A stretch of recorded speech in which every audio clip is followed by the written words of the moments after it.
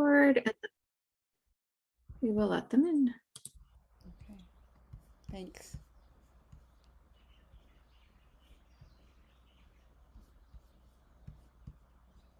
Hi, everyone. Happy New Year. Welcome to the first NAL Talking Circle.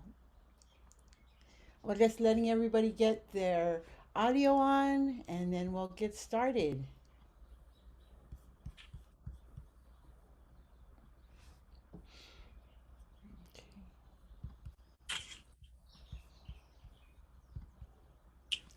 Alrighty. Okay, looks like everybody is on, audio on. Again, welcome. This is the first NAL Talking Circle for January for actually 2022. So welcome. Go ahead and play our disclaimer. This presentation was produced under U.S. Department of Education contract number GS00F115CA with Synergy Enterprises, Inc. The views expressed herein do not necessarily represent the positions or policies of the U.S. Department of Education. No official endorsement by the U.S. Department of Education of any product, commodity, service, or enterprise mentioned herein is intended or should be inferred. Awesome. So this is the sort of topics we're going to cover today. Again, Talking Circle is, a little bit of us providing some content, but mostly about you folks talking and sharing ideas, experiences, and learning from each other. Today we're going to go over some topics for future Talking Circles. An APR explanation of progress. We're going to do a little workshopping so that you are prepared to provide the best and most robust explanation of progress in your APR report. And then we're going to do some sharing regarding curriculum materials. I know a lot of you folks, as it relates to your program, have to develop your own curriculum materials. And so this will be an opportunity for you to share both what you have created and then learn from each other. And then we'll be just sort of going over our upcoming events.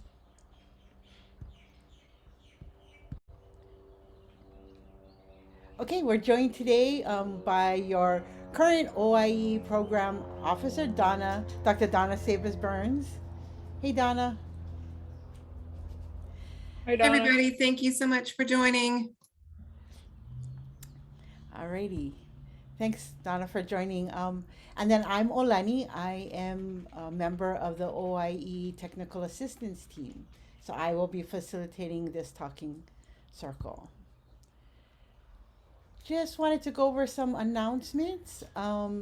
Again, Happy New Year. It's a new year. So there's lots of things. I'm sure you folks are getting back into gear after the holidays. You have your APR. There is a due date set. It is April 29th. The package will be available to you in G5 around March 18th.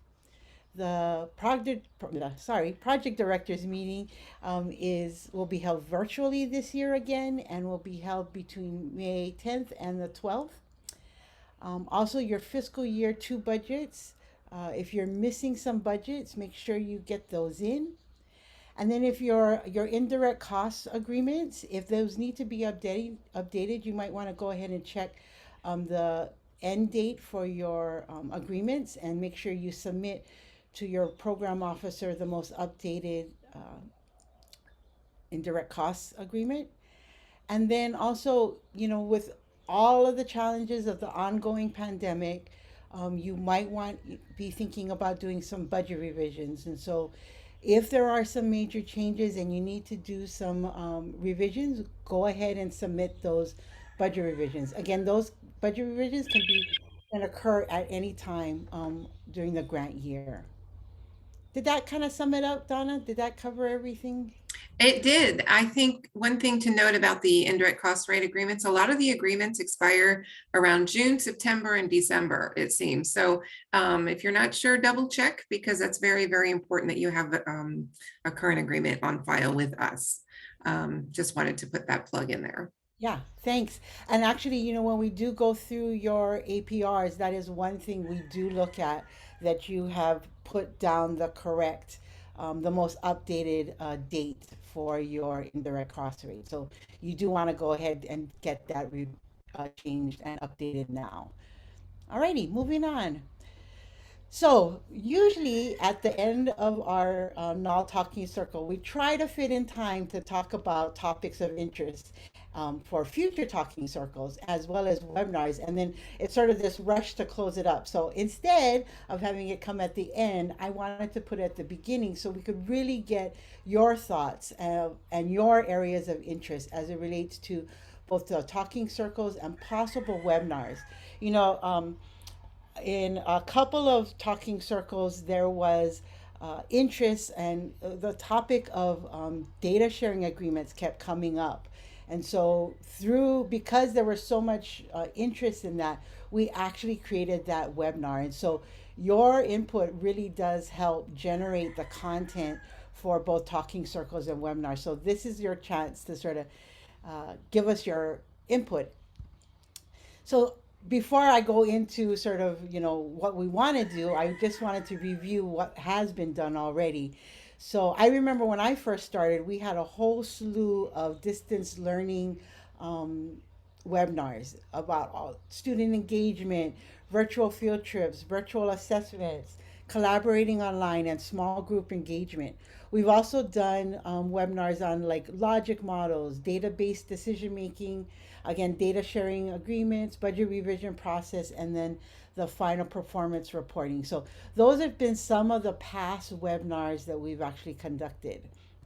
And again, if you want to sort of look at those are on the OIE website as well as on the OIE YouTube channel. You can check those out. So in our talking circles, we've discussed defining language proficiency and progress. We've discussed professional development strategies, how you folks are collecting data, how you are assessing language, both proficiency and progress, as well as we've actually gone over some of the data shared through the National Indian Education Study as it related to native languages. And so embedded in a lot of our talking circle discussions have been these topics. So as you think about what kind of topics you'd like to see in talking circles or content webinars, here are maybe some prompts you might want to think about. Like, is there an area that you're having a challenge in? Um, have you found maybe a great practice that you would like to share? That would be great content for a talking circle. And maybe I want to learn how to, I don't know, maybe there's something as it relates to your grant that you'd like to learn. And then I found a great way to do this. So maybe, with your assessments or engaging elders or in integrating language, maybe into math or into cultural practices, maybe you found a great way to do something and you'd like to share it. Talking circles is a perfect avenue to do that. So those are just some things, some maybe food for thought as we move into the topic areas. And so now, Alani, just yeah, for a go ahead. second before we go there, I just wanted to say our group is a little unique in that the size is perfect for sharing, right? It's not so small and it's not so large that we can't really accommodate that as much. So it's the perfect sharing size. So we really do want to hear best practices. We really do want to hear some challenges and so forth that you have to share. So I just wanted to throw that together that please, I mean, lay it out there. Yeah, yeah, great. Thanks, Donna. I mean, you're right. It is a perfect size. It's just big enough to get a lot of different ideas, but not too big that not everybody can participate. So right now is there's a blank screen as you see your topic ideas. So you can either go to your toolbar and click on your annotate tool, and you could go ahead and type right there. Or if you can't find the annotate, you can go ahead and put your ideas into the chat. and we will collect information from both areas. If you're having a hard time finding the annotate, what you want to do is find your toolbar for Zoom. And usually it's sort of laid out. If it's not, then go and click on the More button. Um, and then there should be a drop down menu that comes on, and you can see the annotate. And that allows you to type directly onto this screen.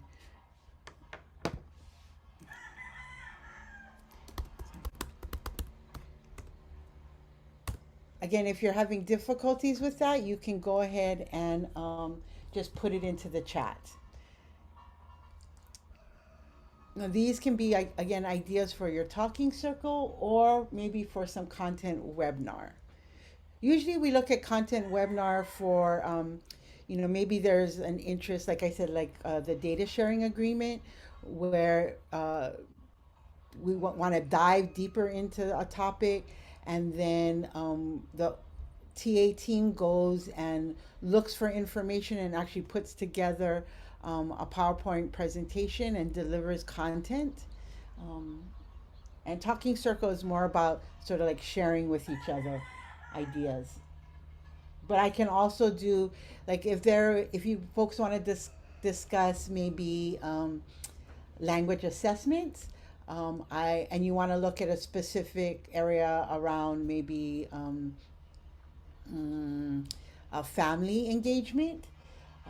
I can do a little bit of research, and then we can have, the first part a little bit of content, and then the second part of you sharing what you folks are doing. So we can mix it up. I know there's some good stuff going out there. Yeah. Matthew and Brandon recently participated in the summit, the NAL Summit, and great presentation, and really would like to share your successes, even as minor as you may think they are. If they would resonate quite a bit, I'm sure, with your colleagues. So please, anything.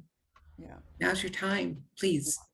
And just, I know Julian really has a heart for developing native evidence-based strategies. And so one of the ways to develop evidence-based is to be able to present this and get feedback from peers. And so you could actually begin to build your evidence with just sort of peer working and talking and figuring things out can be the beginning of creating evidence-based practices. Awesome. Okay, using technology to teach language. Yes. Yes, that is definitely important. Share curriculum maps, pacing guides. Oh, okay. Just really sharing the kind of what I would say is the guts of your program. That'd be great. Specific digital virtual workshops, bridging in-class versus virtual learning. What are some activities done for Native American Heritage Month? Okay, awesome. Specific assessments to your school, share list of Native Indigenous speakers for student motivation. Nice. Awesome. Those are great ideas. Adult engagement ideas. Yeah. Yeah. So what kind of question are to be asked of students during assessments? Okay. I see a couple around like assessments, and again, sort of the guts of your program, the curriculum maps, the pacing guides. That would be a really great sharing. And one of the things we could do also with the talking circle is sort of say like, okay, the next one, if you could bring your pacing guides, and we can sort of share them together, and we can share the screen, and you can share your pacing guides. Sometimes it helps just to see things. And Alani, earlier this week, Julian and I had to attend a meeting with the assistant secretary. And out of all the things he wanted more information on was our talking circles for not just NAL, but for all of them. And he was so interested in learning how these talking circles kind of help engage the program, and how it helps, kind of education wide. And I thought it was awesome that that's what he picked up on. That's the first thing. And the only thing he really says, tell me more about this. And so these really, we want to brag because this is our time. And sometimes they're uncomfortable topics, and that's fine too. And so, throw them out there and we will do what we can to help you. Yeah. Yeah. I see assessment. I changed the format and now I'm questioning my assessment technique. Yeah. Yeah. Sometimes, I hear you. Let's just say, sometimes you have to go test it and then you need to change it, right? And then in the midst of it, you're like, was that a good idea? I don't know. Am I getting the information what I'm trying to assess? All really good stuff. Okay. Well, great. Thank you. This really gives some thoughts. I always think there's lots to do but on assessment, but I know we've done that before and I don't want to um, belabor it. So, I want to just ask maybe a clarifying question. We've done a lot about, how do you define proficiency and progress as far as the language goes? Is there something specific about assessment that you'd like to talk with your peers about? I see maybe the questions and what kind of questions give you the kinds of answers you're looking for. Are there any other sort of really specific issues related to assessment that you'd like to talk about with your peers? I Should I think just maybe. unmute? Oh, I'm sorry. Thank you. No, go ahead. This is Kevin here. Okay. Maybe just maybe like a short PD on what kind of assessment question types that that you'd like to see us have. I know currently we all are in different places. We're all different expertise levels, but just getting some ideas from what OIE would like to see in our assessments, because I know one of the major components is for us as assessments, and even and I know with Navajo Nation we kind of have our own little deal going, but again, it could always be better, and just seeing how can we improve our current practices. I think that's a great comment, Kevin. I think that assessment's always big, and we can't prescribe that, and how I can respond to that is the GEPRA is how we determine success. And so those on assessments as far as what type, like Alani said, I would rather pick the brains of your colleagues and see how they're doing it in the field rather than try to, guess, because each program has different needs, right? And so it would be really helpful, I think, if we heard from everybody else, because I can research some, and Alani and I can research some type of things, but I really want to throw it back out there to the group to see what they're doing. Yeah, and I think Donna, like we could research it, but you folks are really like the think tank around this. I mean, you are a resource to share with each other. So, Susan, did you have a question? Or Well, I posed that one because this fall we went more in depth. Mhm. Before we have in our curriculum, we have all these units and we kind of go through them quickly so students get a little bit of this, a little bit of that. But this time for the fall one, we went more in depth, like on the family and introduction unit. Yeah. And so our assessment reflected that. And then now we're going to go into more units for this spring. Mhm. So then I have to go back and look, okay, what is it that we were assessing? Was the vocabulary and students answering questions and, speaking in sentences. And then, so I'm just wondering, like, so if we were doing, starting off the spring semester with counting and students, still making sentences and answering. So even though the questions aren't the same, like Mhm. this was on introduction and family, and now we're doing a different unit. do I go back and look at, are the students answering questions? Are they speaking in sentence? I'm just questioning in my brain, Yeah. trying to align the two. Yeah. Um, Anybody have any experience with that or thoughts about that you want to share with your peer, with Susan?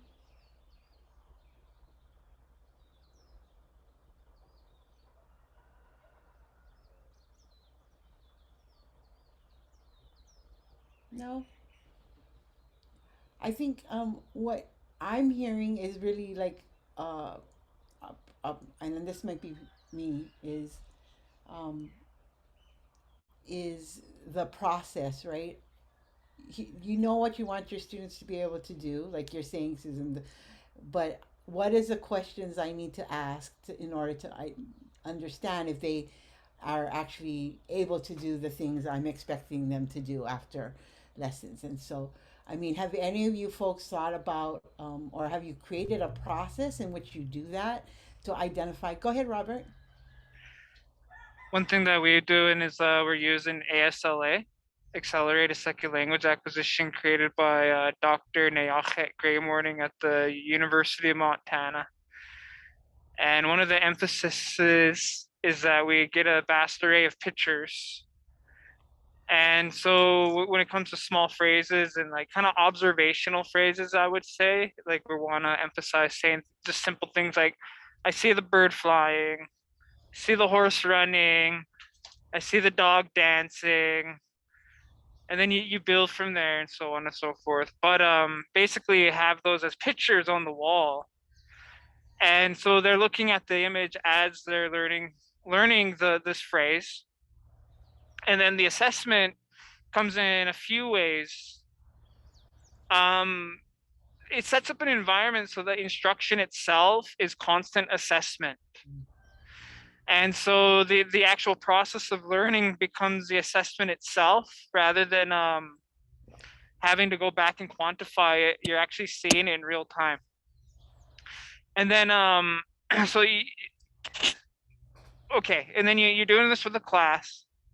Because the part of the instruction too is because one student goes up there at a time to point out these pictures. You have 10 pictures up there, one picture of a dog running. You say dog is running, they find it.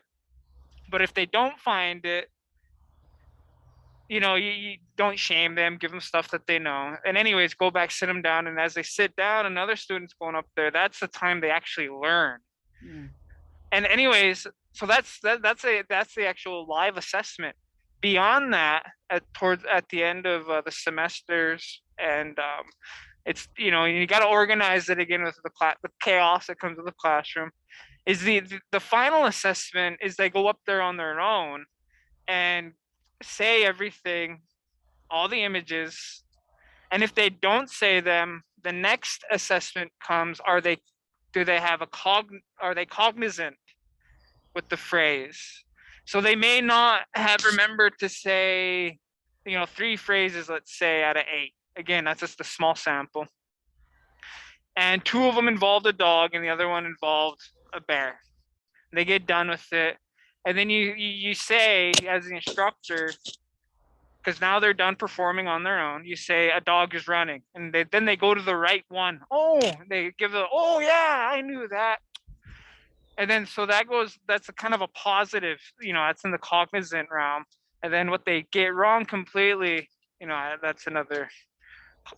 Anyways, it's a way to have that live assessment because again, we are really emphasizing the way that we write it, but it is hard catching on.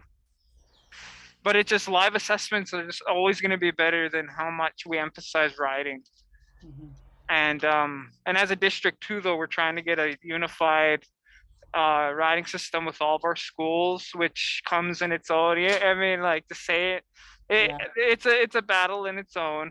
Yeah. But when your assessment focuses on the oral aspect, it gives that it lets people who are really paying attention to you, it lets them know, oh, okay, at least they're emphasizing oral, Yeah. Anyways. Yeah. I mean, thanks, Robert, for sharing that. I think, again, you can see right there, we had a question come up, a concern from a peer, and then some response back. So we want to sort of make that happen, for future talking circles. So, I mean, if you guys are okay, it seems like there's a lot of energy around assessment. Maybe I can think about it for the next talking circle, and I can come out already and send you folks an email about maybe some tools you want to bring and share in preparation, or thoughts to think about, that, to share when we come back together in our next talking circle. We could do something like that. There are going to be some information coming out to you folks about APR reporting and stuff. So we do need to carve out some time for that, but definitely we want to make sure we hold and reserve time for sharing. And this is not, I mean, if you folks come up with an idea, outside of Talking Circle, you can always email OIE at SEI Services, and we'll be sure to put that on our list of potential topics to cover during Talking Circles. Is that cool? Alrighty. So again, thanks for putting down your ideas and taking the time and for sharing. Okay. Wow, why am I not moving on? Okay. I'm going to turn off the annotate. And then, hold on a sec.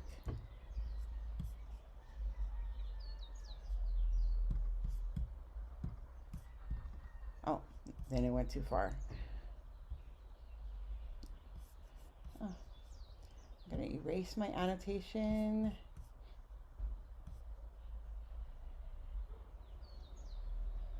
Okay, I got that all down. Alrighty. Okay, moving on. So this is going to be a little workshop activity that you folks can either maybe get out a scratch piece of paper, or open up another document. But we really want to take some time to do and think about the explanation of progress, particularly for the first two GEPRA measures as a trial. And the reason why we're providing this is just because there were some really great explanations of progress, but there was still some information. We know how rich your programs are, and there's still some information that we want to make sure we're capturing and that you folks are capturing in your explanation of progress. So again, here's your GEPRA measures. We're going to be looking at our first two favorite ones is around the proficiency and progress. And then, of course, the third measure is looking at participating students who show an improvement in academic outcomes. And then, of course, the fourth is around daily attendance. So when we think about the GEPRA measure, again, you can sort of take some notes of how you would articulate your explanation of progress if it was to be due right now. Here's some of the things you want to consider. Really providing your definition of proficiency. And so, how you are defining proficiency. Maybe if you are doing a pre and post assessment, when the pre-session was administered and when the post-session was administered. Describe the type of pre-session and post-session assessment.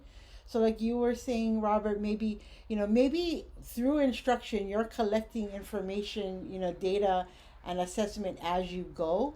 And so, you are doing it just like how you explained it. You would explain that in your summary, right? So you do it through instruction. It's by students getting up and either pointing at the picture or, doing something of a command or responding to a question in the native language, whatever is that type of assessment. And then how many students took the pre and the post assessment. And then, of course, what were the results? Those are reflected in your GEPRA numbers. And then if you did not meet your performance goal, what are the actions you're going to take to improve? And then that sort of just leads you into next steps. So let's take the first one. Um, Anyone want to share their definition of proficiency?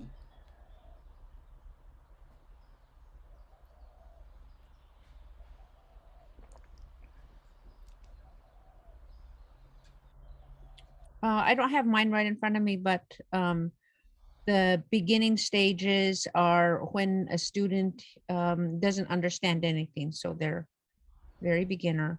Mhm. And then they start gaining some listening skills. Mhm. And so that would be like that ASLA one. I see a dog, they can point to the picture. So they understand the listening. And then when they're able to speak, then they are able to point to the correct picture and say the vocabulary. Maybe they just know dog. And then Yeah. the next step, they would be able to say it in a sentence. I see a dog. Nice.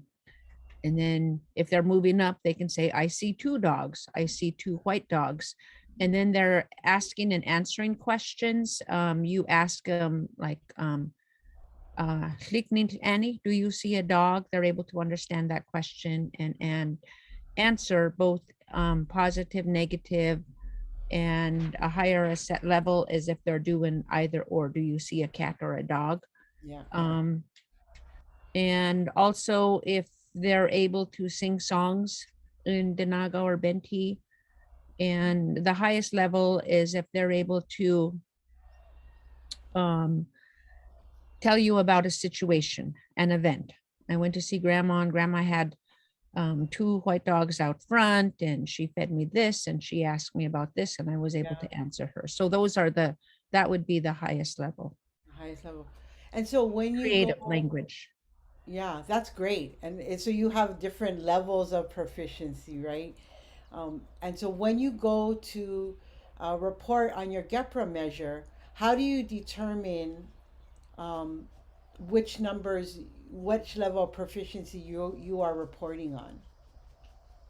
Or is it the highest level that you are reporting on? Well, take a look. We record we do our assessments on a web platform, Mhm. voice thread, just because we're spread out. Or, our villages, our 9 villages are all over interior Alaska. And we have co-teachers out at the schools, and the students do their assessment over voice thread. So at the district office, we can listen to their responses and score them. Mhm. And so for each utterance, they have points. And then if they're able to go, like they might know mom, Yeah. but then, a step level, they might say, what their mom's name is. Yeah. So then we score them based on the vocabulary and their sentences. I see. And then if they're singing, so we kind of have a rubric. I see. I guess I'm answering my own question about how I'm going to do spring 22 assessment. I know. I was gonna say it sounds like you got it. Yeah, the language might be different, but we'll go back and use those based on what we're teaching. I assume that many of you use rubrics. Am I correct? Or maybe not. I was curious if maybe we can do a sharing, Alani, of a request of asking people to submit a sample of their rubric or something, because I want to answer Kevin's request of looking for different types of assessment questions or types of things. So I don't know, just a thought. Yeah. Yeah, I got that on my notes. We can, if you folks do sharing. The other thing we could do is, you know, I what heard Susan articulating, what she was just articulating was actually like a process of coming to her question that she posed, and so there was mechanics, but there was also an underlying process of how you can go about determining questions and how you can go about assessing. So that was really great. And so, again, you could have a rubric, and how do you determine, the different levels of a rubric as you go, particularly if it's an oral assessment and you're speaking and trying to measure a student's ability to speak and use vocabulary and sentence structures All that great stuff. Okay, so that's sort of an example of a proficiency definition that you would want to include in your explanation, your summary, um, for your GEPRA. You would also want to, I think Susan kind of touched on both a pre-session and a post-session assessment. So, you know, a baseline assessment, because you are talking about attaining proficiency. And so, is there, you know, what was the baseline? And then what is, after you've done instruction, what is the assessment? Oh, and Kevin, oh, thanks for sharing that in the chat, Kevin. Shared his proficiency measures. Students can communicate in various settings at school, home, and within their respective communities. Students can respond to various commands with complex. Awesome. And so, do you have a rubric for this? How do you? So that's currently in development because Okay. we have one currently and we're implementing it this school year. Huh? It's in alignment with the International Baccalaureate Ah, middle years program rubric that they currently have for language acquisition. yeah. So rather than create our, you know, well, we're not reinventing the wheel necessarily, but we are adding additions and making it so they align with the Navajo Nation standards, our IB standards, rubrics, and just trying to create an all-round rubric. And so that's what we're doing. And so I had to find our standards for what we consider proficiency for our language 1 and 2 classes. Nice. So 3 and 4 are going to be higher level. Yeah. That's great. I think what I'm hearing from both Robert and from you and from Susan is sort of taking what's out there already and then taking that and tweaking it to fit sort of your language, and, you know, developing it for yourself. So that's, don't necessarily have to reinvent the entire wheel. Just got to make it fit your car, right? um, so Well, that's great. Go ahead, Robert. my trouble is fitting all that into a GEPRA measurement, if that makes sense. Yes.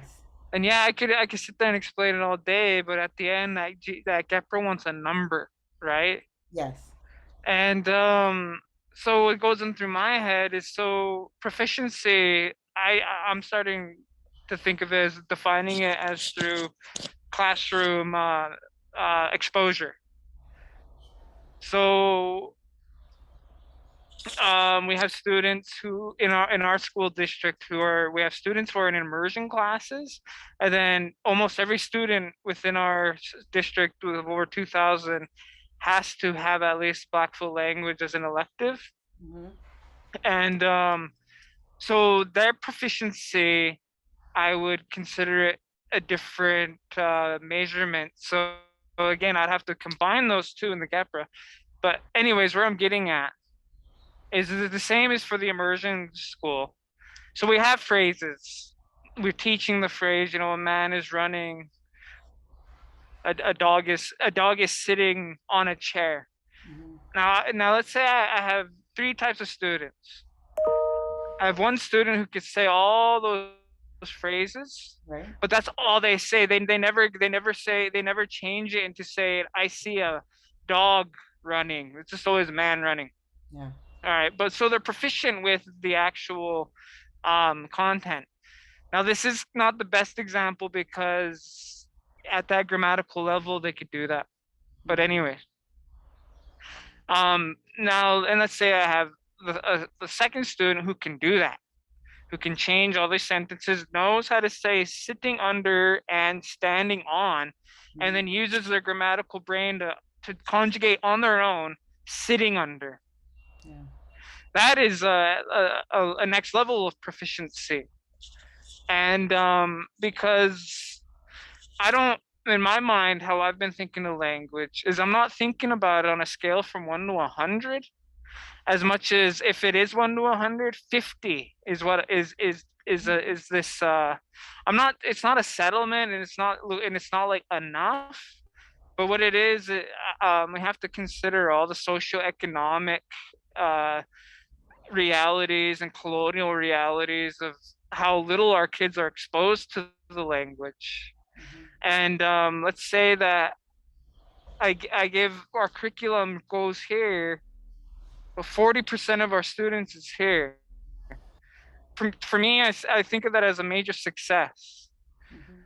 Not, and again, so to me, that's like what is the GEPRA, 1 to 5, or No, it's the great thing about this GEPRA is you're defining proficiency. And so, if like all that you just shared, if that's how you are defining if your goal is 100, but you're seeing your kids, but you're right now given your their hours in a language class, the socioeconomic, all of those things you just said, proficiency is 40, then that's your definition of proficiency, and that's what you would report into your GEPRA.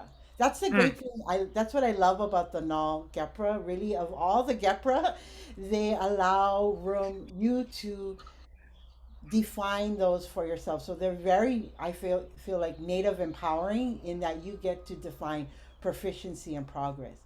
Now that 40 actually might be a better measure for progress. I don't know, what yeah, about. So I hear you. yeah, but and it sounds like you're working with different groups of students, right? You have immersion, which, like you said, is going to have a different level of proficiency than students that are getting maybe language, maybe an hour and a half, 2 hours a week, right? Yeah. And so I think what like Kevin um, has shared is just really defining what that proficiency is and what that looks like for you, and you would have to do that for the two sets of students because you couldn't bunch them all together, right? Hmm. As far as the definition goes, because it'd be sort of hard to get students that are getting 2 hours of language to have the same proficiency level as an immersion student. Hmm. But I think you're like right on the right path as far as like you've defined it for yourself, and then so that's what you're going to be reporting in your GEPRA. Uh-huh. Donna, did you have a thought on that? Okay.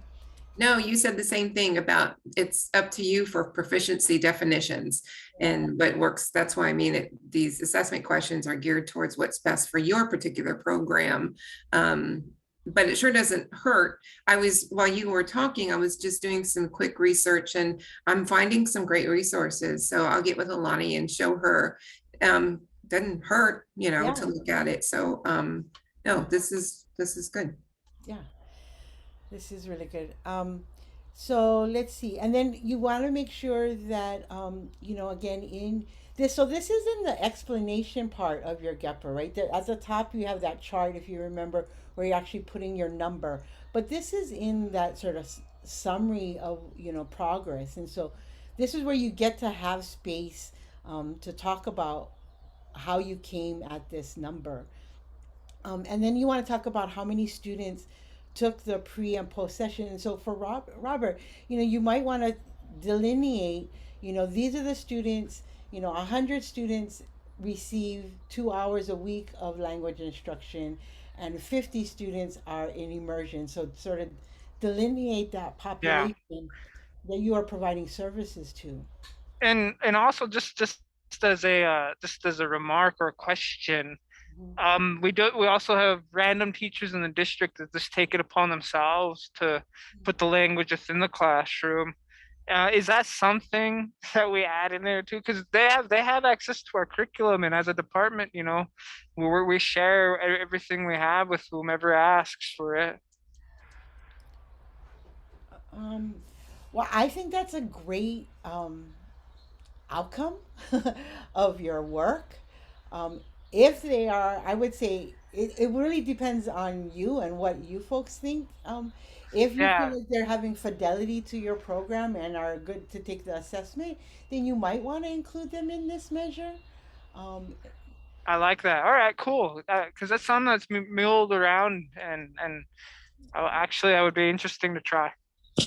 yeah, but again, I want to like this is just an example of how your program is impacting beyond sort of the grant requirements. You're having impact in the larger school district by getting other teachers who maybe don't come under your grant to have interest and want to provide language instruction at whatever level, right? Mhm. So you want to make sure if that's happening and that's not a strict part of your grant, so go ahead and include that in like the section C where you can share information outside of, sort of the GEPRA measures or your program measures. So that's a really great unintended maybe Mm. impact that you want to make sure you capture. Well, it's intended. It is intended. So, oh, well, I can't remember if it's in your grant proposal. Let's No, say no, that. it's not in our grant as much as it's just, again, you want as much. I mean, at the end of the day, we're not just here teaching the language. We have to be the language's biggest cheerleaders. Yeah. And we want to be those people who are in the parade. We're throwing out dictionaries rather than candy. I want to get Ah, to that level. yeah. Yep. Awesome. Okay, let's move on to the second GEPRA. So again, we know this one. This is about progress, right? Again, it's what you would want to put into your summary in your GEPRA is how are you defining progress? Anyone want to share how they're defining progress?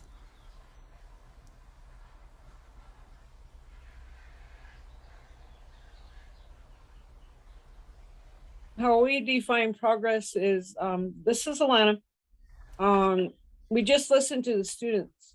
They'll sometimes they'll run up and just speak to us in our language. Mm-hmm. Yeah. They'll say hello, or good morning. So we know that they are picking up on some of the words, and they come up with like their own words. They'll listen to us, and like they'll say sugar. Like a couple of the boys said, sugar is biha, and appa is dad, and I was like, yeah, so we're sugar daddies. They come up with their own words. So I take that as progress, because they're thinking, and they're coming up with these words and combining them. So I can see the progress that we're making. Yeah, so I think, like if you were to sort of work on like what you just shared, that example of John defining is around like vocabulary development, right? They are questioning and asking for higher levels of vocabulary. So that would be a great definition of progress. Because you also do want to capture that, right? So that you can actually report that in your GEPRA. And then if there are any pre or post session assessments. And so I'm guessing, Alana, with that example, maybe, you've seen the student and they didn't have any vocabulary or any interest. And after, you providing some instruction, they actually they're utilizing a broader vocabulary. Would that be sort of similar to what you folks are doing? We also use the basketball. We told them, you call the ball this. This is what we the word for ball, the word for throwing. We even told them like you can use a code name like bear and say it in Paiute or Shoshone. And they thought that was very interesting. Yeah. And I told him, I keep telling him we're unique people, and we have our own values, our own traditions, and our own culture. And if you understand the language, then you'll better able to understand your culture. Yeah. With the dances and basketball, football. Yeah. And kids really like to have a secret language, right? They like to have, that's one of the perks you can give. I remember when I was in an immersion school, we would, having the kids on the bus and they'd be speaking English, but as soon as they get into a broader group of people, they start speaking Hawaiian. And I'm like, what's going on? You were just on the bus speaking English. And they're like, because nobody knows it. And we can talk to each other. Nobody knows what we're saying. So, I mean, whatever it takes to get the language being spoken. Okay, so then another thing you might want to is describe again that assessment that you're administering as it relates to progress. Take look at how many students. I think about your example, Robert, right? About progress for the immersion student and as well as the student who receives, hours of language instruction. And then how did you meet your performance goal? What are the actions? So, one of the I know sometimes you might feel uncomfortable with putting that maybe you didn't meet, you are not at sort of where you want to be, and report where you want to be in your progress GEPRA numbers. But maybe there was some learning that actually occurred and some things that you're going to improve, even if you didn't meet what you think is your performance goal. And so you really want to take that time to share, like, yeah, you know, we didn't accomplish what we wanted to, but here's what we're doing to change that, and what our next steps moving forward are. Anyone want to share maybe the last time? Yeah, go ahead. Oh, I'm sorry. Go ahead and finish your question. No, no, go. You go, Kelly. Oh, okay. So, formally, we are creating new assessments. We're trying to create and really bring the assessments into the digital age and whatnot. So, a really great program that we found is Edlastic. I don't know if any of you guys use that program, but it's a really great way for us to really track student numbers. I don't know if you can allow me to share screen just to show you real quick. Would Okay. that be possible? Let me see. Sarah, can I do that?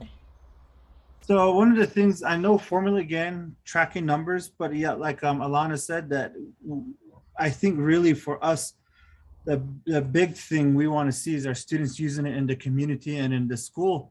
And one of the things I was conducting parent teacher conference, and one of the parents told me that her child never spoke Navajo, never wanted to speak Navajo, was bullied in school for even having an accent of Navajo, And so she said that when she came into class, when she came to prep, she brought home an accent after that quarter.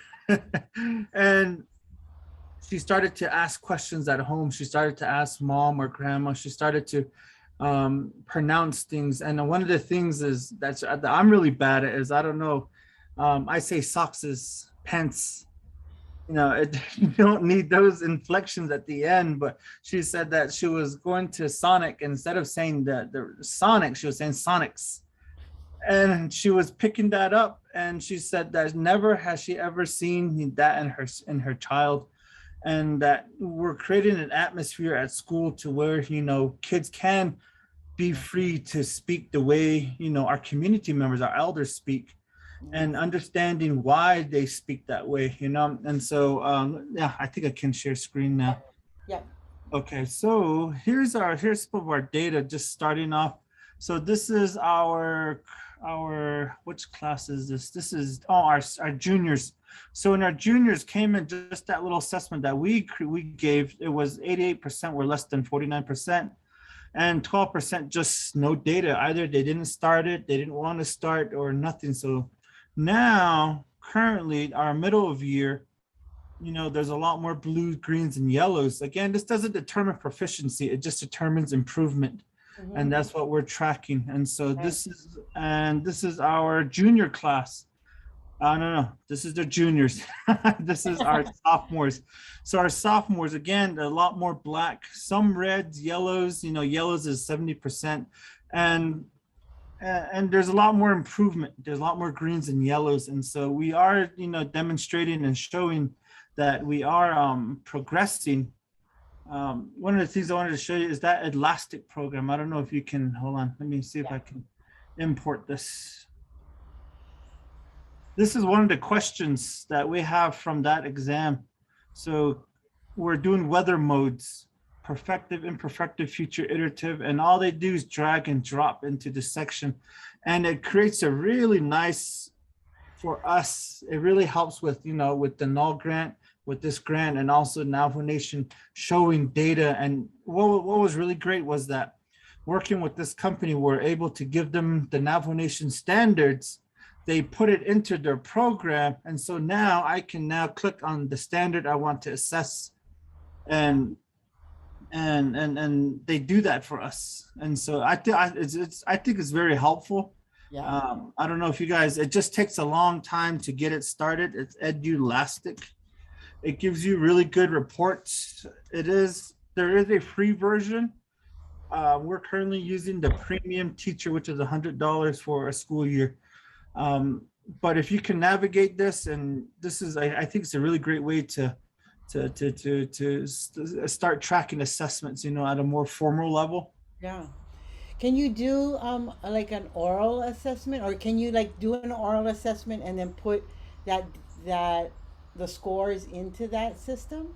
So what still trying to figure that portion out. They can record their voice, Mm-hmm. and then later on, teacher can assess it. Okay. And I can put my voice recordings into it. It's a little difficult to navigate right now, but I'm sure it'll get better. I can say, "Nle de hastin yikral," and then I can ask the question, what does translate, or what does the man doing, or whatever question we want to assess. Yeah. So reading, speaking, writing, and oral comprehension is what we're doing with that. So Nice. And I love that whole the sort of compilation of all the data into those charts. That really makes it um, allows you to do database decision making, because you can share that with your teachers. I'm sure you guys can look at like, oh, look at our sophomores, right? Or like you pointed out, like, look at our juniors, and so what's going on there. And so there are, like, the great thing, again, I mean, I sound like a cheerleader for these GEPRA measures, but again, the great thing is that that's just the tip of the iceberg, these GEPRA measures. But with all the work you're doing, it allows you to collect data that can actually inform curricular or even professional development decisions that you folks have to make. And being able to compile all of that is a really great resource. So, as well as to like that data that you shared about your parents telling you about the change they're seeing in their students. I can't tell you how many parents used to tell me, like, my daughter is now doing all these chants in the shower, or she wakes up and she tells me a dream she had in Hawaiian. And so all of that is data. And it's great data to both put into a report, but it's also great data to put into your organization's annual report. It's great data to start to develop evidence-based promising practices. It's great to put into your website. I mean, there's so many amazing uses for that very valuable data. So collect those parent and community input and information as data. They're really good. Thanks for that great example, Kevin, and sharing your tool that you're using. Okay, awesome, guys. um, so that was sort of our little workshop to just maybe give you a little bit more information about what you can include in your in your APR reports in your narrative section. And so now we're going to we're going to move a little bit away from assessments and get into curriculum and instructional materials. I know a lot of you folks have to create your own, or maybe you're using somebody else's and tweaking it to sort of fit your language or your community. There are different sort of development models for curriculum, and this is just a very broad overview. You can be subject centered. This is really where your subject, kind of like what Robert was sharing, is that the subject is being delivered and it's a language subject, right? And so that's being very subject centered. So, for example, Hawaiian language class or Navajo language class, that's a subject centered curriculum.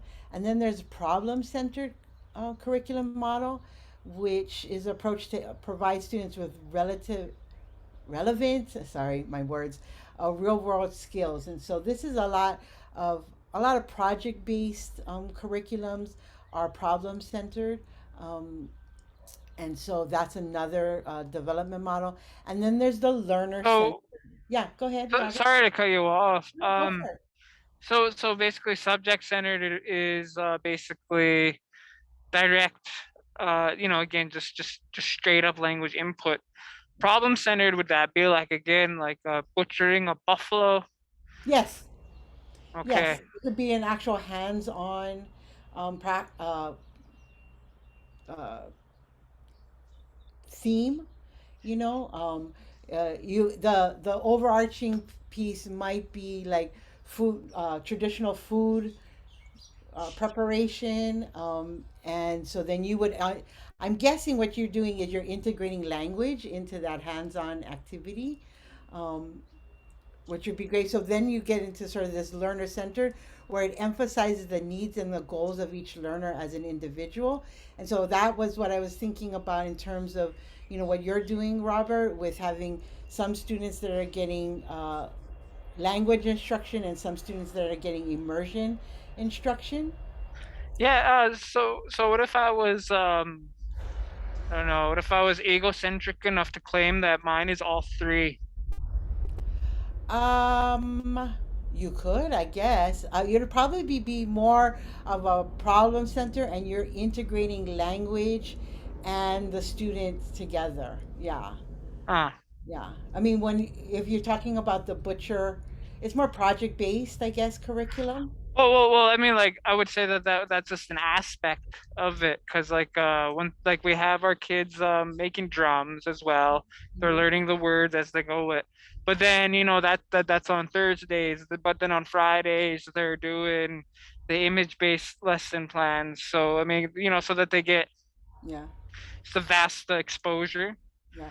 And I think if you could say, like, for example, learner centered is that maybe we know definitely native, but also all students learn really well with real world application and hands on learning. And so that could be considered a learner center because you're really focusing on the ways they best learn. So basically, within the curriculum and in this project is subject centered. This project is problem centered, in all those, like, kind of separate and explain all those aspects within the curriculum is what I'm hearing. You could, yeah. It would really be for you to determine at the outset as you start to develop the curriculum which one you think it sort of leans more towards. Uh-huh. Yeah. So we have a poll that should be popping up. There we go. And this it has two questions. One is really looking at, what do you think right now the content that you're delivering, um, both both best represents your curriculum, subject, problem, learner, or also a combination, like you mentioned, Robert. Um, oh, we're getting. So if you could just select which one best represents. And then there's a second question about what types of material. And so that's a multiple choice. So you can choose more than one type of material that you are. Now, I know you folks have developed stuff last year and maybe even years before you had the grant. But what are you really sort of focusing on as far as materials go for this current grant year?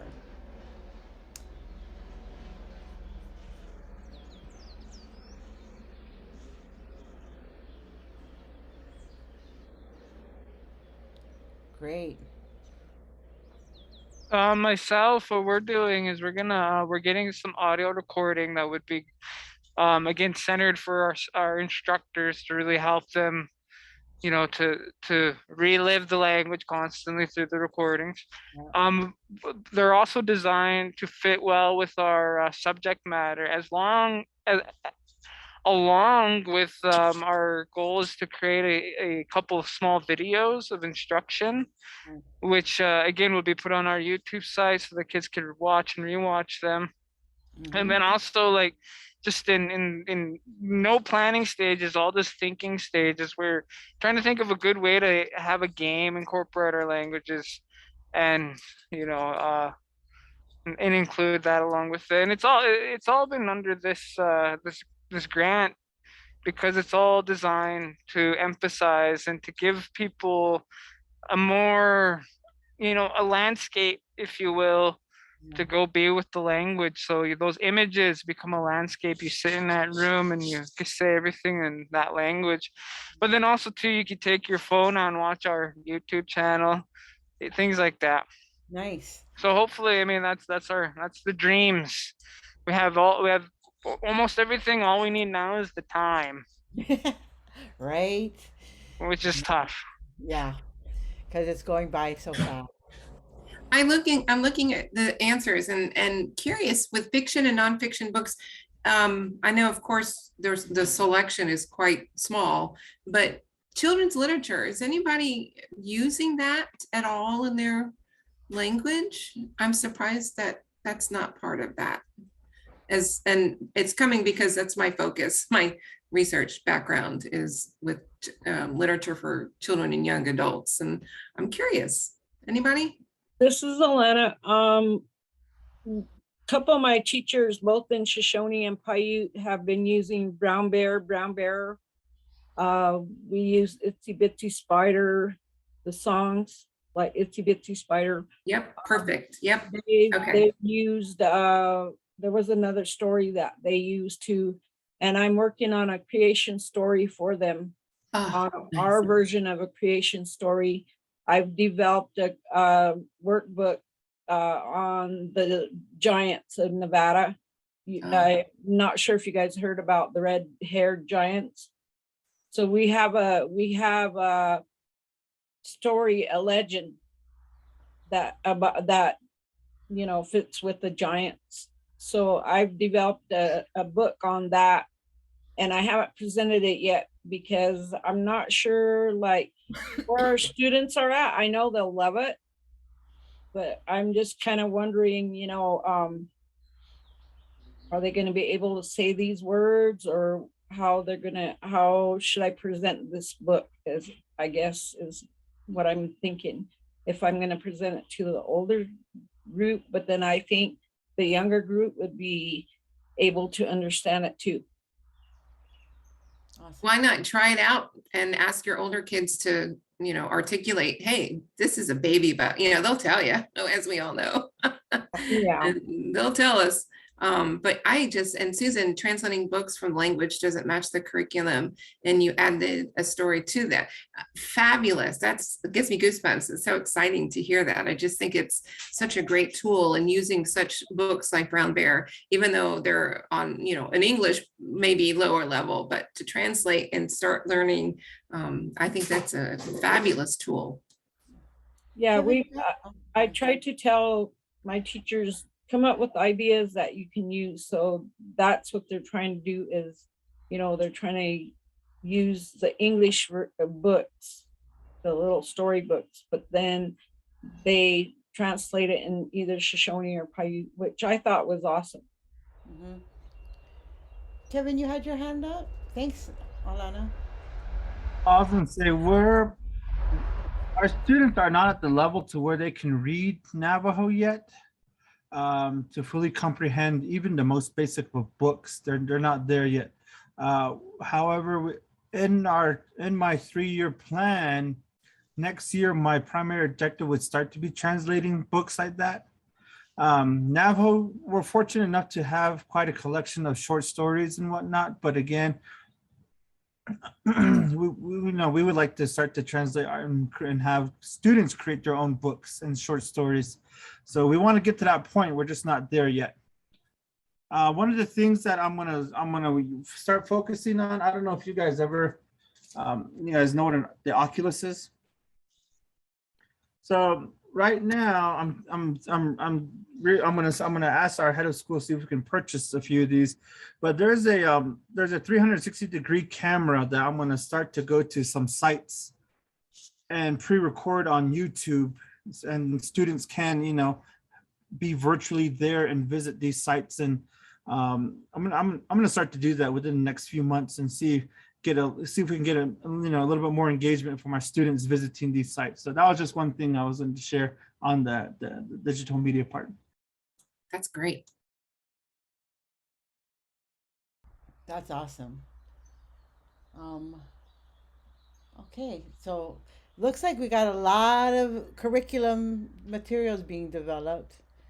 Um, so I look forward to, I hope through our talking circles or maybe even at our PD meeting, we're going to have both a showcase and demonstration.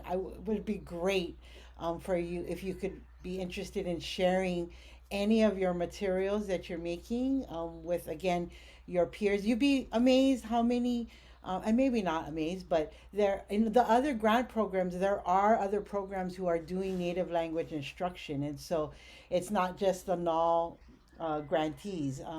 ACE grantees are doing native language instruction. NYCP, even PD are training teachers to do native language instruction. So, your what you're developing again adds to the resources for all of your peers within OIE to be able to see. So I really want to encourage you, if you think by like May 10th or 12th, you will have a final product, to hit me up and let me know, because I would love to showcase some of your products and works and curriculum materials, even assessments, or maybe even a video of your students actually doing something like slaughtering an animal, or preparing food, or making a drum, any of the activities. Oh, Susan just shared she had students make digital books. That's that's a great, yeah, that's a great. And I think we did a virtual webinar on how you can make digital books, how students can make digital books. There's a free, I guess, program. What program did you use? Oh, there you have it right there. They used eCreator, ebook. Ebook. Yeah. That's great.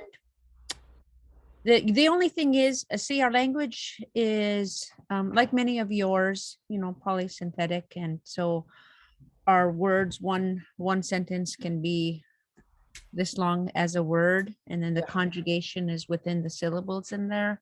Ah, And one thing I'm going to try this year is to go back into the digital books that were already created and figure out how to have students go back and include that in their instruction. Yeah, because it's I don't know, it's a little bit of a challenge because we did translate a lot of books from the UPIC area. Mm. But then the language level at those books was like way up here. So we're working on it. Nice. But the artwork on these, if you guys ever want to look at it, is really pretty. It's all done by the Yes. students. And they Yes, have little hot spots where they say the words, but most of the recording of the stories is done by elders. And some Nice. of them, yeah, some of them do have our or origin stories in there too. Wow. That's great. What a great way to engage elders in the entire, and be a repository for that voice. That's awesome. That's awesome. I am gonna go check that out. I haven't seen that. Um, Thanks for sharing, you guys. Well, we actually started talking about this already. How does your program identify the types of curriculum materials? So we have a couple more minutes. I'm just going to stay on this question a little bit. Susan, you said you shared about how you did ebooks. How did you come to that decision? How did you identify ebooks as a great way to provide some literature written, and I guess also through the recordings? Well, it was in our first grant that we had to do ebooks, and so um, we contracted with the Alaska Staff Development Network, and then we traveled out to a school and came up with a storyline, and they wanted no more than 12 pages. So it was good for me as professional development, how many pages to include in there. So we outlined the story, and this first one was one of our origin stories, and figuring out how to, part of it was culture. It's like, well, in our way, we don't shorten the story, but we kind of had to for the ebook. So we decided what was essential language. And this first one was good because it had a lot of repetition. So it's like a traditional teaching story. And then we had the students do a collage. And so all they had to do was they did the background, and then the animals would change out. They draw different animals. So that was our very first one. Going forward, we're going to contract with Native Teaching Aids in St. Ignatius, Montana, and they're going to help us with creating more board games. Holly on our staff here is a really phenomenal artist, and so she's worked with them on a game. And so with our curriculum, we're going to kind of make a comprehensive package where the games are part of the our lessons, and also to go back and look at these digital stories. Nice. So And- it'd be like a unit with the game and language instruction and the complementary digital ebooks. Yeah, and then we have a lot of stuff online right now. You know, as we go through a unit, I try to make a video for it and then put in the audio. Nice. But I have some in VoiceThread, I have some in YouTube, and I have some on our Google Drive, and so it's all over right now. So we're working with Native Teaching Aid to trying to make a bundle. So they click on a unit, and everything is in there in that bundle, instead of having a teacher decide, okay, today am I going to Google Classroom, and then I click on the link and it brings me to another site. Yeah, Um, that's smart. yeah, because it was fun making all of those, but they're just kind of scattered right now. Yeah. So we're trying to pull it together. Yeah, nice. And particularly because you, like you said, you do a lot of stuff virtually, right? Because of where your population is, how dispersed it is over your land. And Awesome. I'm also trying to move. Yeah, we do teach virtually, but I am moving towards having local people in the classroom, in each of our classrooms. Just because I can't hear every student, you know, I can't walk around the classroom Right. and hear the subtle differences between sounds. So that's what we're moving towards as well this semester. Awesome. Thanks for sharing, Susan. Sounds like a lot of great work. Um, and you're building off of what you've done previously, right? And trying to streamline it and bring it together, create those bundles. That's awesome. Anyone else want to share about how your program identifies what type of curriculum materials are needed for instruction? How you determine um, what your, a poster, is it aligned to a sentence structure you need? I mean, why are posters being used as an example? Could be something else.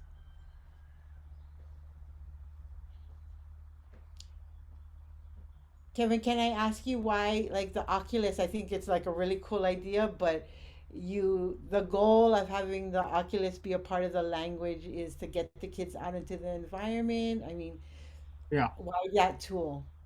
So one of the things is because of COVID, we have accelerated our digital, um, you know, really been accelerated into this digital world. And before, it was kind of like, Zoom, only a few people would have access. Now our students, even at, the kindergarten level, are accessing Zoom. And so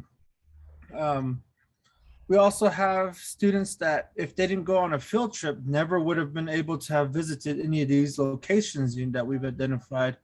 Um, it, it, it also is helpful in the classroom to just try it out and go to the museum really quick rather than planning an entire day. I mean, it does help in that respect. I mean, we would like to visit a museum, but this, the second best option. So really, we're trying to digitize and move to everything being digital. That's why we did start to look at ebooks. It's just that I'm in 10 different places at once. So, but we're gonna start to do ebooks too soon.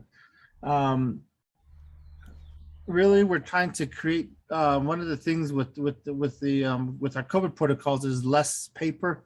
If we can have students use less, touch things less and share less things. So the other thing that we have in all our computers have Illustrator, Adobe Photoshop, and we're trying to get all of our students through that, through those courses, so that by the time they get to their junior and senior, they already have that experience. So we're thinking long-term in that sense. And these are just really great skills for our students to have, not just in language classes, but just in general. So that's why we're moving towards digital for a lot of our Right. things. Nice. Well, I mean, definitely COVID has helped us to sort of think about how else can we do this and get the students out. So that's a great innovation. Okay. And then we have a bunch of questions. I'm looking at the time. Um, so I guess this is one question is, and Susan, you kind of touched on this with your books with having the elders involved, but who do you engage with to develop curriculum materials? So you had the elders who were telling the story, but who else, and you talked about some consultants, who else are you folks using to help you develop your curriculum materials? Kevin, did you have, did you have your Yeah, hand? right now at prep, it's just me. Everybody sees me as the expert right now, and really I'm not. I'm just floating, getting by. But I mean, there are so many curriculum binders out there that each school or district has developed. It's crazy. And it seems like there's a competitiveness too among schools and districts, like our curriculum is better, and it's really difficult, especially since language acquisition at the elementary level is a lot different than the middle school than it is at high school and even post-secondary. And so I'm trying to develop, at least with ours, keeping in mind all of the things from this curriculum binder, this curriculum binder, this curriculum binder, and trying to bring together best practices. So right now it's just me. It took us 7 months to hire one language teacher, and it took us another 4 months to bring on a retiree to come back into the classroom for now. So that's my main problem. My main challenge right now is trying to get them up to speed to get them implemented to basically drink the Kool-Aid with our curriculum that we have here. But again, we're fortunate enough with Navajo Nation, we have quite a bit of resources. So it's just accessing those resources. There are several organizations that I do work with and look to. UNM, University of New Mexico, they have a really great linguistics program. I'm constantly chit-chatting and picking their brains. There's just all the resources that I can get on, that I Great. can get my hands on. Yeah. Yeah. Anyone else want to share who you are sort of involving in as you develop your curriculum? Go ahead, Alana. Um, we have one teacher that she's been teaching like maybe 5 years, 8 years. She's fluent in Paiute, and we've kind of touched base with her to develop like a curriculum. And the language team here focuses just kind of like on her. So that was my biggest challenge, is don't just look at her. There's other elders in the community, that know the language, they're fluent with it. And I've been trying to get a elders group together. I did for a little while, and then with COVID happening, it just like everybody doesn't want to participate. They're just, and mainly it's because our council says, well, limit your contact, limit your contact, limit your contact. And I'm like, there's ways, like we can use our masks, we can use our gloves, we use hand sanitizers to stay safe. Right. And so I don't know, I feel like the elders are shying away from us. And so, I mean, they talk to me, but it's like, well, we don't want to get involved. I don't know. It's kind of sad because we lost 3 elders since New Year's Day. My uncles, and my aunts, and it's like nobody wants to do anything. Mhm. So I don't know how I'm going to overcome that challenge or that problem, trying to get people back into trusting, Right. you know, me or whoever that comes in.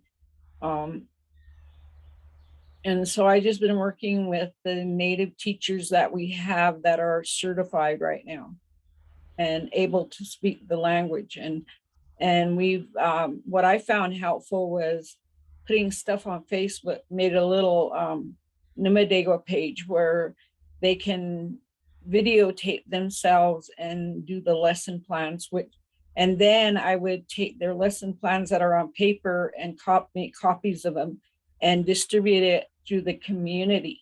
Mm. And I've heard some of the parents would come to me and say, hey, this is really great. I really like this.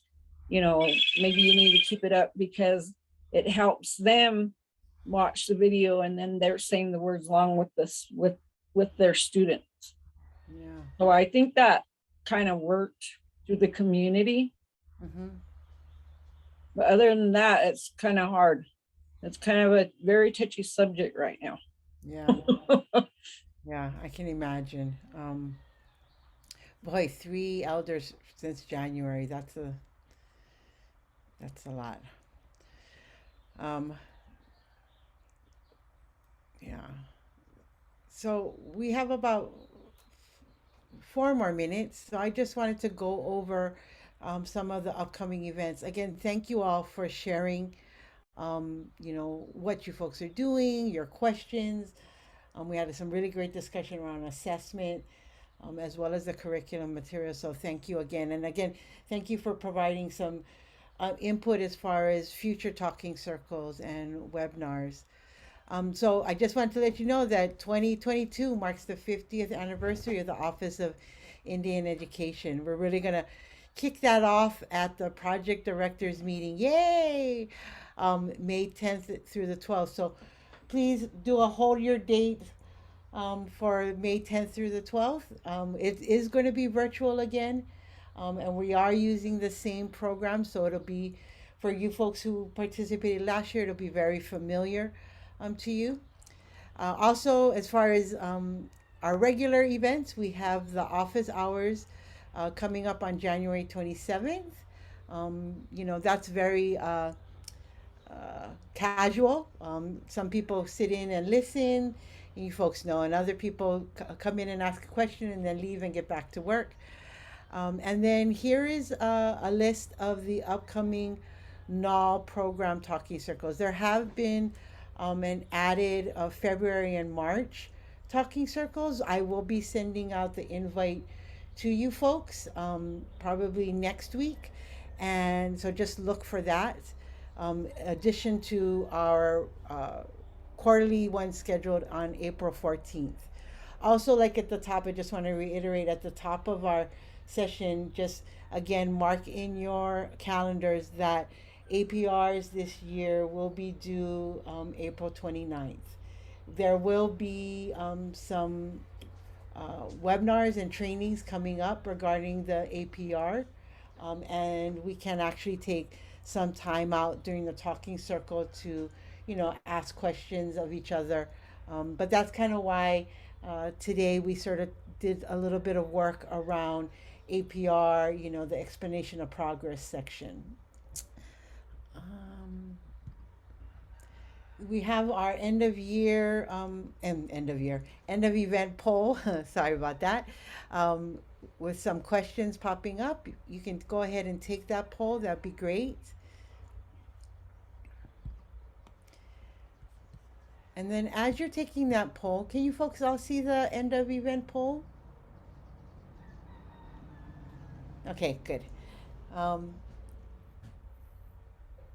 So you can see our contact information, the Office of Indian Education, and then Dr. Donna Sapis Burns, her email is there.